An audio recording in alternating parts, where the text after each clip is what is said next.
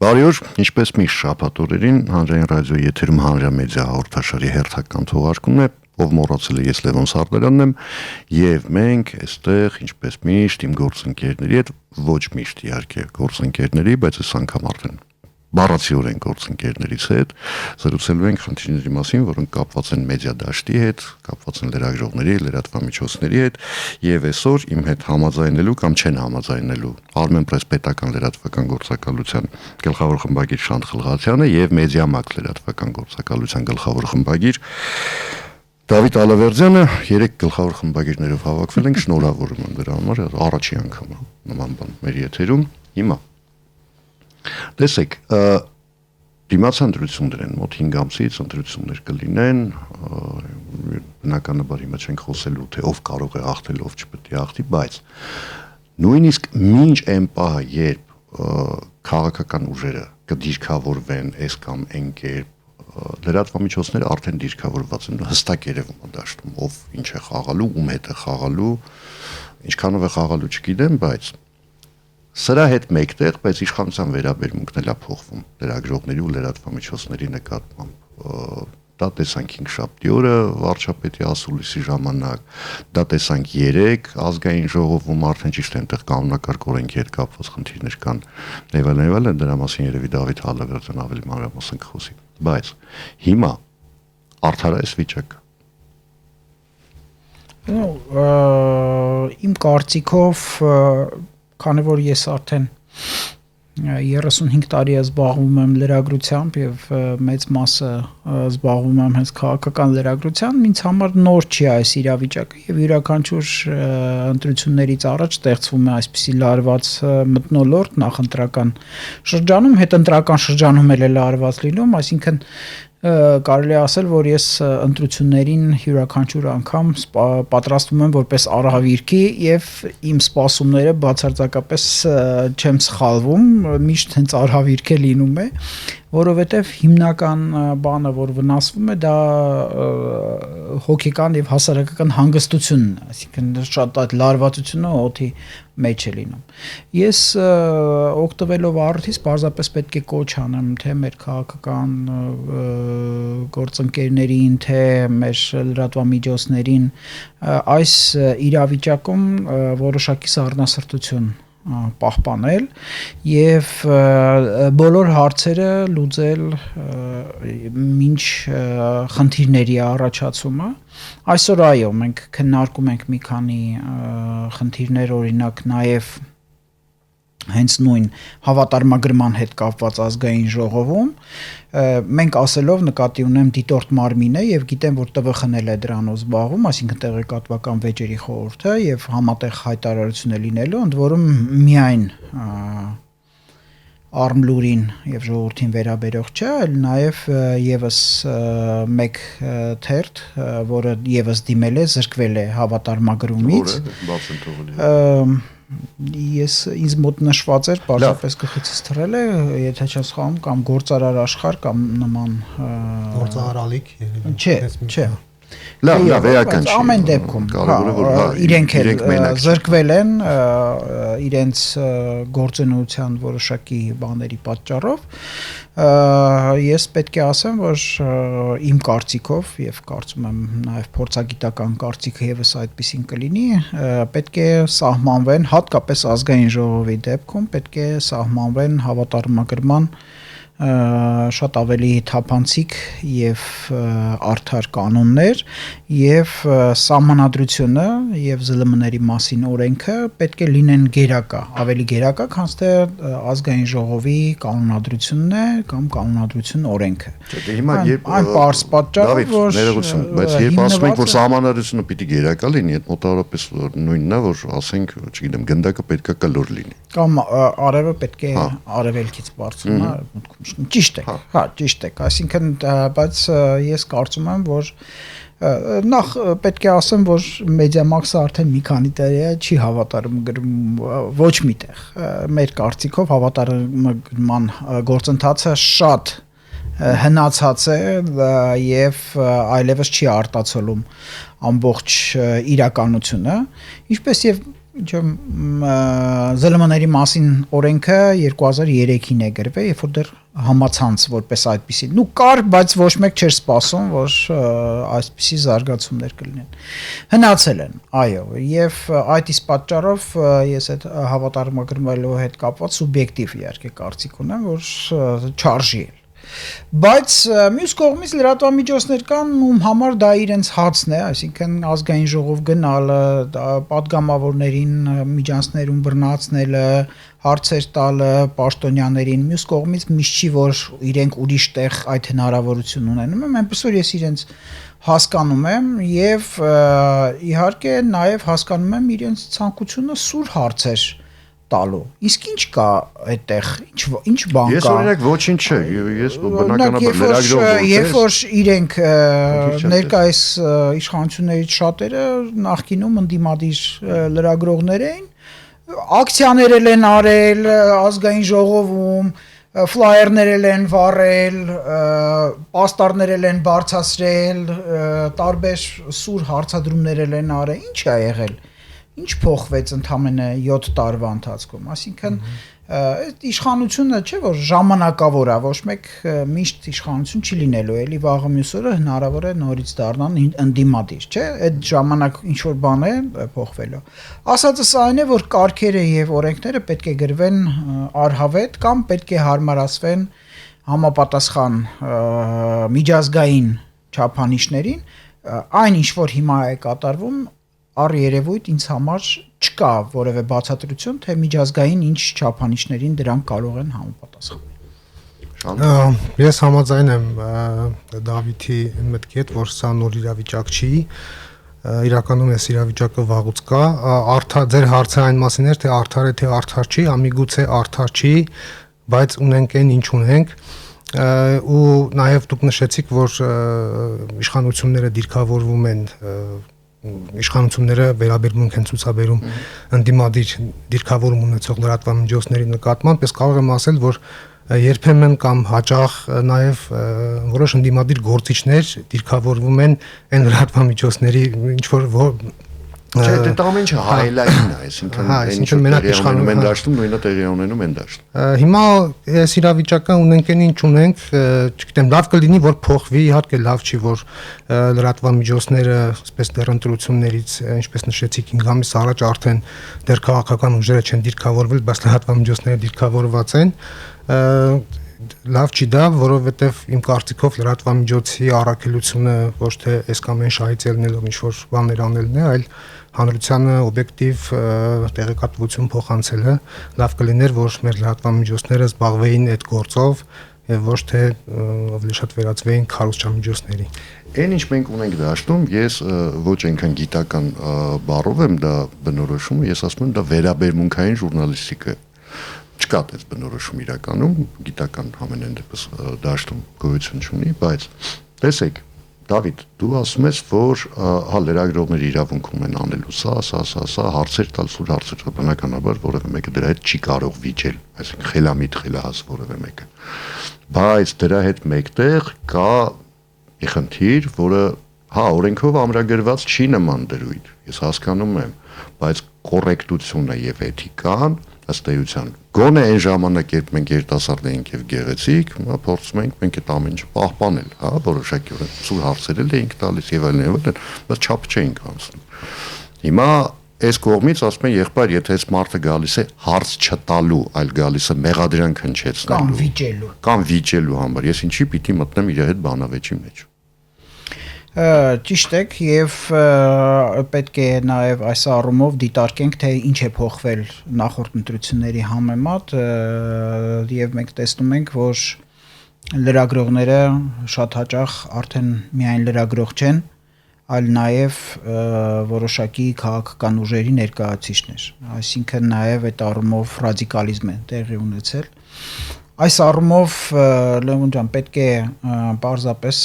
կոչ անեմ մեր ռադիո լսողներին, մեր ընթերցողներին,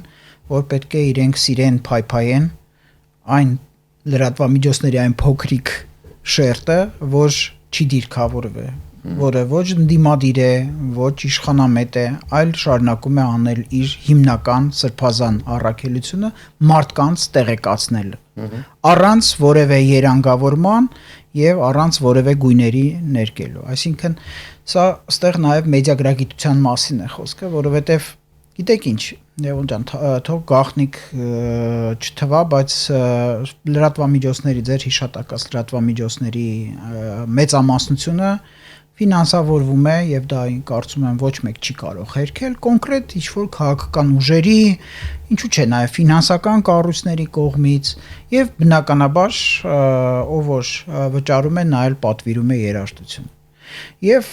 մյուս կողմից էլ կան այլ լրատվամիջոցներ, որոնք ֆինանսավորվում են իշխանամետ կառույցների կողմից, թեկուզ նույն իշխանությունների կողմից, եւ պարզ է, որ իրենք եւս պետք է այդ իրենց ստանձնած պարտավորությունները պետք է կատարեն։ Մենք պետք է ավելի շատ ձեզ հետ միասին քարոզենք որակյալ լրագրությունը, պետք է առավելություն տանք բոլոր առումներով, պետք է առավելություն տանք այն անկախ լրատվամիջոցներին, որոնք չնայած չկան դրա համար համապատասխան պայմաններ Հայաստանում, դեռևս փորձում են իրենց գոյությունը պահպանել եւ փորձում են զբաղվել իսկական ժուրնալիստիկայով։ Եվ այս առումով ընտրությունները կլինեն, կանցնեն այդ հիստերիկ վիճակները, էլի կլինեն, կգնան, չգիտեմ, շատ կորուստներ կունենանք թե ոչ, բայց պետք է մտածել հանրային շահի մասին, իսկ հանրային շահը կարծում եմ առաջին հերթին հենց լավ ժուրնալիստիկան պահպանելն է։ Չարժի արգելափակել լրատվամիջոցներ ինչ-որ, որովհետև հիմա գիտեք ամեն օր տասնյակ ինչ-որ բաներ են բացվում, կայքեր են բացվում, որոնք միանգամից ուզում են իրենց մասին հայտարարել, ուզում են հայտնի դառնալ մեկ օրում, իսկ հայտնի դառնալու ամենակարճ ճանապարհը, ինչպես կռահում եք, սկանդալներն ու սենսացիաներն են։ Լինելու են կոմպրոմատներ, լինելու են fake կոմպրոմատներ, որոնք ավելի շատ են լինելու, որտեղ 5 տարվա ընթացքում նաև արհեստական բանականությունն է շատ արագ։ Ինչ էլ fake կոմպրոմատների մասին քանի որ խոսք գնաց, կներես որ ընդհատում եմ, բայց տես վերջին շրջանում ես այսպեսի միտում եմ տեսնում, որ ես գիտեմ, որ fake-ը, դու գիտես, որ fake-ը, Շանթը գիտի, որ fake-ը, չորրորդը, որը դա օգտագործում է, ինքն էլ գիտի, որ fake-ը, բայց դա անում է նպատակաուղված, այդ fake լուրը, չգիտեմ, վերջին թարմ օրինակ երևի Ֆիդանը աջակցում է Նիկոլ Փաշինյանին, հասկանալի է, չէ՞ որ Ֆիդանը նման արտահայտություն չի արել Թուրքիայի արտգործնախարարի մասին, բայց այդ լուրը դարձավ top, հետո ինչ որ տեղերից հեռացվեց, բայց ինքը մնաց օդում, այսինքն ինքը դարձավ մեր իրականության մաս, լավ ինչի են դες անում։ Հասկանալի է որ քաղաքական եւ այլն, այդ հասկանալի է, բայց այդ քարա մեր բոստանը, չէ՞, ըստ էության մենք էլ ցեն չենք անում։ Ես մի քանի տարի արդեն ուսումնասիրում եմ միջազգային փորձը fake news-երի եւ մեդիա մանիպուլյացիաների դեմ պայքարի, եկել եմ այն եզրակացության, որ լավագույն մեթոդը fact-checking-ի անկախ մարմին ստեղծելն է, որը մշտապես կդիտարկի դաշտը եւ որը կունենա համապատասխան հեղինակություն այդ հերքումները հրապարակելու եւ տարածելու համար։ Կա միջազգային փորձ, Ֆրանսիան եւ մի քանի այլ եվրոպական պետություններ դրանք ստեղծել են, ընդ որում դրանք ճիշտ է ֆինանսավորվում են պետության կողմից, բայց պետությունը դրանց աշխատանքի վրա ազդեցություն չունի եւ դրանք չունեն ոչ պրոիշխանական, ոչ ընդդիմադիր հայացքներ, իրենք պարզապես մաքուր ստուգում են ինֆորմացիան, ունեն մեթոդաբանություն եւ պատրաստ են իդեպ Հայաստանի հետ այդ մեթոդաբանությամբ կիսվել։ Ես հասկացել եմ, որ երկրորդ էլեմենտը մարդկանց մեդիա գրագիտությունը բարձրացնելն է, որովհետև Հայաստանում մենք այսօր ունենք իրավիճակ եւ խոսքը վերաբերում է ոչ միայն քաղաքական մանիպուլյացիային, այլ առաջին հերթին ֆինանսական բուրգերին, Facebook-ում գրած այդ հայտարարություններին, որ օրինակ այս խանութը որոշել է 1000 հատ սառնարան նվիրել, ինչի էլի, ինչի պիտի 1000 հատ նվիրել, բայց մարդիկ այնց հավատով են բանանում, միանգամից սկսում են տարածել այդ ինֆորմացիան, ինձ էլ են ուղարկում եւ այլն եւ այլն։ Հասկանում ես, գալիս եմ մի եզրակացության, որ այդ մարդկանցով ոչ մեկ չի զբաղվում, այսինքն այդ գրագիտությունը այնքան ցածր մակարդակի վրա է, որ իրենց հետ պետք է անպայման աշխատանք տարվի։ Եվ ներողություն, Շանթին էլ որ մի քիչ հերթ հասնի, էլի զրույցին մասնակցելու, տեսեք, մենք ունենք լրատվամիջոցներ, հիմա հաճույքով կթվարկի իհարկե, որոնք իրոք անում են այն, ինչ որ դու ասացիր, այսինքն կատարում են այդ սրբազան առաքելությունը, այսինքն մարդկանց տեղեկացնելու։ Դրանցից մեկ ուղղակի քանի որ երկուստ եք այստեղ, մեկը Mediamax-ն է, մեկը Armen Press-ն է։ Բայց այստեղ խնդիրը առաջանում։ Հիմա տես, Armen Press-ը պետական լրատվական գործակալությունն է, ինքը աշխատում է միայն ու բացառապես օրենքով սահմանված այդ շրջանակում, որը ես չեմ ասի լայնը, չեմ էլ ասի, որ շատ նեղ է։ Դուք աշխատում եք հիմնականում, դիրքավորման խնդիր էլ կա, բնականաբար դուք ունեք ձեր պոզիցիան, ձեր վերաբերմունքը այս կամ այն իրադարձությանը կամ երևույթին, բայց դրա հետ մեկտեղ չեք անցնում կոռեկտության սահմանները, ես հետևում եմ, գիտեմ ինչ եմ ասում։ Մնացած բոլոր դեպքերում մենք այդ խնդիրը, այդ մարդիկ չունեն այդ խնդիրը։ Հիմա Mediamax-ը ամենաշատ նայվողը չի, Armen Press-ը ամենաշատ նայվողը չի, ցավոք սրտի։ Հանրային ռադիոն էլ ամենաշատ լսվողը կամ դիտվողը չի։ Անարդար է։ Այդտեղ արդեն կարող ենք ասել, որ դա արդար չի։ Ընդ որում այս դեպքում ես այդ մեղադրանքը, մեղադրանք չէ, այդ մեսեջը ուղարկում եմ հանրությանը, հասարակությանը, որը հենց այս պահին էլ մարդիկ, որոնք մեզ լսում են, Ժորժ ջան, կարդացեք այն, ինչ որ պետք է կարդալ, չէ՞։ Շանթը թող ասի, հետո ես մի հատ բան ասեմ, որ վերջին ընտրություններից հետո փոխվել է։ Այո, ցավոք սրտի ճիշտ եք, այդ իրավիճակը իրոք անարդար է։ Ցավալի է, որ այն լրատվամիջոցները, որոնք իսկապես զբաղված են այն գործով, որ պետք է անեն լրատվամիջոցները, այսօր չունեն այդ դիտելիությունը եւ ավելի շատ լրատվական դաշտում գերիշխում է այն աղմուկը, որ բարձրացնում են այն լրատվամիջոցները, որոնք շատ հաճախ նաեւ զբաղվում են այդ fake news-երի տարածմամբ, օրինակը մեկ նշեցիք, բայց լիք բազմաթիվ օրինակներ կան նաև շատ բազմաթիվ օրինակներ կան, երբ օրինակ ինչ որ անհայտ կայքերից ինչ որ լուրը կարդում ես, հասկանում ես, որ արդեն սա սուտ է, բայց վերջնում sense ակտիվ տարածում են, ի պատիվ Mediamax-ի դեպ պետք է նշեմ, որ մի լուր նրանք France 24 կայքի հետ խառնել էին, տարածել էին, բայց հետո ներողություն խնդրեցին։ Բայց ես ինչ եմ ասում, բա էթիկայի նորմ ասելով ես այդ նկատել եմ։ Մյուսները ներողությունն էլ չեն խնդրում, չեն էլ ջնջում այդ ֆեյքերը։ Mediamax-ը պաշտոնապես ներողություն խնդրեց, որ իրենք սխալվել են, որ սխալ թյուրի մասաբար կայքը ես էլ եմ հիշում, ինքը լրիվ France 24-ի նման էր մի հատ տարեր ընդհանրապես ինչ որ։ Եվ մեզ էլ եկել էր Google News-ով, որ փաստորեն Google News-ն էլ չէր հասկացել, որ սա այդ բանը կուրիերը չի, այլ դրա նմանակն է։ Բայց դրա հակառակ պատկերն էլ կա, երբ մարդիկ միտումնավոր ապա տեղեկատվություն են, բռնվում են դրա վրա, հələ մի հատ էլ բռնողների վրա են մունատ գալիս, ասում դուք ում շունեք, որ ինձ բան ասեք։ Ես արդեն չեմ հասկանում։ Վերջերս դիմադիրները շրջանակները էլի մի լուր էին տարածում, որ Երևանում, կներեք, Բաքվում Երևանի թատրոնա բացվել, ես արևմտյան Ադրբեջան բան, բայց պարզվեց, որ ոչ թե թատրոնը բացվել է, այլ այդ թատրոնը սովետական ժամանակներից գոյություն է ունեցել, ընդամենը այդ թատրոնի շենքն էին վերանորոգել, այդ շենքի բացումն էր եղել, բայց մեր լրատվադաշտում դա ակտիվ տարածվում էր այն կոնտեքստում, որ Երևանի թատրոն են բացել, սա այդ արևմտյան Ադրբեջան հայեցակարգի շրջանակներում է,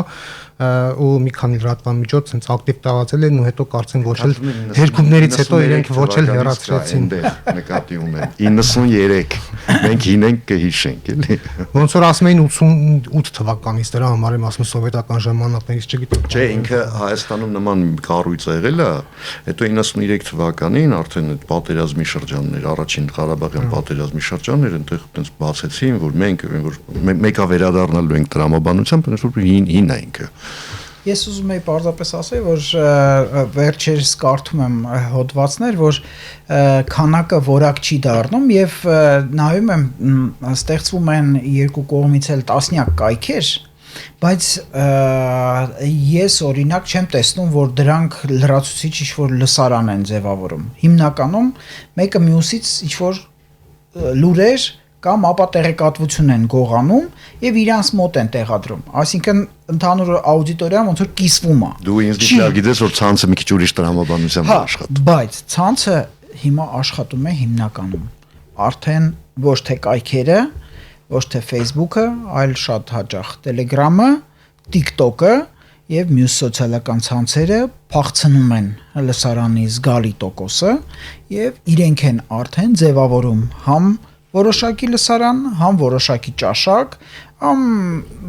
որոշակի վստահության որոշակի չափաբաժին։ Այստեղ պետք է նաև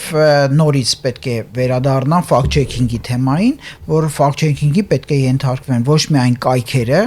այլ նաև նույն Telegram-յան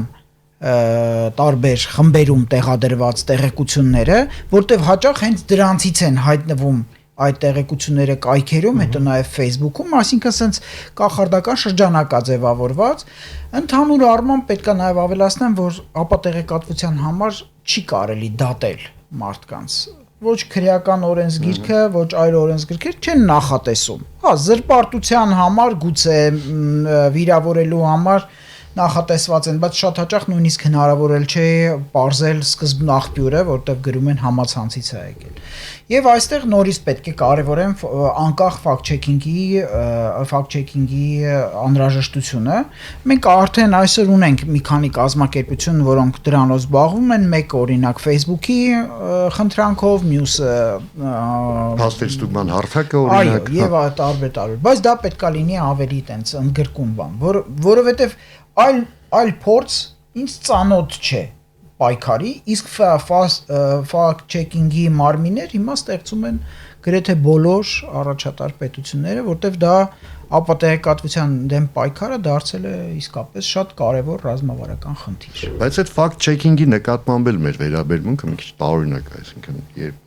ես հասկանում եմ, որ այնտեղ անձնավորված է ամեն ինչ, ինքը այստեղ եղել է պարոն Յանիսյանն էլ է մեր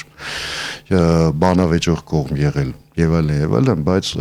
երբ օրինակ փաստերստուգման հարթակը կամ ասենք Civilnet-ը, որ Facebook-ի խնդրանքով զբաղվում է Facebook-յան հայկական սեգմենտում fact-checking-ով, մի անգամից ծորոսականներ հարցակվում են վրաները, sense չի, նենց է, դուք, բան, դավաճաններ։ Ես խմբում կամ Լևոն ջան, սկզբում իհարկե այդ դրսևորումները կային եւ այլն, մեղադրանքներ հիմնականում որ դուք այս մարդկանց պատվերներն եք կատարում, նախ ասեմ որ Civilnet-ի օրինակ հեղինակությունը այն աներկբա է եւ ես այն չեմ կարող որևէ բանի ենթարկել, ես ինքս զբաղվել եմ աուդիտով fact-checking-ի Civilnet-ի միջազգային կառույցներից մեկի պատվերով, ուսումնասիրել եմ միջազգային չափանիշներին համապատասխան fact-checking են անում։ Այսինքն կան ստանդարտներ, ասոցիացիաներ կան fact-checking-ի, իրենք դրանց անդամ են, իրենք օգտվում են բանով։ Ճիշտ ես։ Ամեն ինչին կարելի է բան անել։ Բայց հիմա որ նայես այդ խմբում արդեն հանդարտվել է, այսինքն բոլորը հասկանում են, որ եթե այդ խմբում կան համ նրանք, համ ստուգողները, ապա ինչ արվում է փոխադարձ շահերից ելնելով։ Խոսան որոշ ժամանակ կբողոքեն, միշտ էլ բողոքողները կան, միշտ էլ անարդար համարողները կան, միջև այն պահը, երբ որ ինչ-որ որոշումներ են կայացվում իրենց օգտին։ Այնպես որ դու մի քանի անգամ շեշտեցիր Դավիթ, որ ապատեղեկատվության դեմ պայքարի լավագույն ձևը դա մեդիագրագիտության ընդհանուր առմամբ բարձրացումն է հասարակության մեջ։ Ով պիտի դրանով զբաղվի, ինչի եմ ասում։ Մենք արդեն որոշեցինք, չէ, որ կան լրատվամիջոցներ, որոնք զբաղվում են, այսպես պայմանական ասեմ, անխառն ժուրնալիստիկայով, հա, այսինքն անում են ինչ որ պիտի անեն, տեղեկատվության տրամադրում, առանց դատողությունների, կամ առանց քաղաքական դիրքավորումների։ Բայց այս տեղեկատվական դաշտում ընդհանուր առմամբ աղմուկը այնքան մեծ, հա, որ նույն հասարակությունը սկսում աստիճանաբար խելագարվել է աղմուկից, այնքան անընդհատ չընդհատվող պերմանենտ աղմուկի մեջ ապրող մենք հասարակություն ունենք, որը բնականաբար այդ աղմուկի մեջ հեչ փորձել եք, ասենք, ժխորի մեջ ինչ որ բան կարդալ, սովորել։ Դա հնարավոր չի։ Ոնց պիտի անենք, լավ։ Մի կողմից ասում ենք պետք է անենք, մյուս կողմից ասում ենք, ես ասում եմ սկզբունքորեն այն իրավիճակը, որ մենք ունենք, դրա հնարավորությունը չի տալի։ Այստեղ նաև պետք է ավելացնել, որ այդ նույն աղմուկին կամ ապատեղեկատվության քանակի ավելացմանը նույն քաղաքական գործիչներն էլ են նպաստում։ Շատ հաճախ հենց իրենք են այդ ապատեղեկատվությունները կամ fake news-երը ստեղծում եւ հետո նաեւ տարածում տարբեր բաների միջոցով։ Իրականում ունիվերսալ օրենք թե ինչպես դրա դեմ պայքարել գոյություն չունի, բայց եկեք պատկերացնենք, որ դա դաշտ է, հա, եւ եթե դաշտը մենք լցնենք տեղեկատվությամբ, այսինքն վստահելի տեղեկատվությամբ, ապա fake news-ի համար տեղ քիչ կմնա։ Այստեղ նաև մենք փաստորեն պետք է խոսանք իշխանությունների կողմից թափանցիկության մակարդակի մեծացման մասին, որովհետև շատ հաճախ սկանդալային եւ սենսացիոն լուրերը գալիս են այն դաշտից, որը ինչ-ինչ պատճառներով օրինակ թաքնված է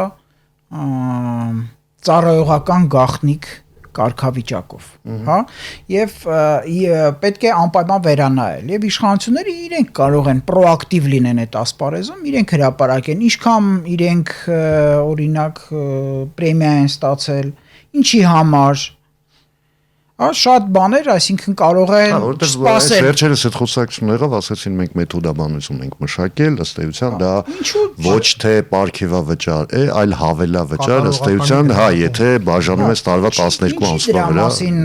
նախապես չհայտնել հասարակությանը, այլ սպասել, որ թե երբ հարցը ոնց հասկացա կառավարության նիստում քննարկվել էր, ուղղակի այդ ամբողջ աղմուկի մեջ երևի այդ թեման ուղղակի կորել էր, ամեն դեպքում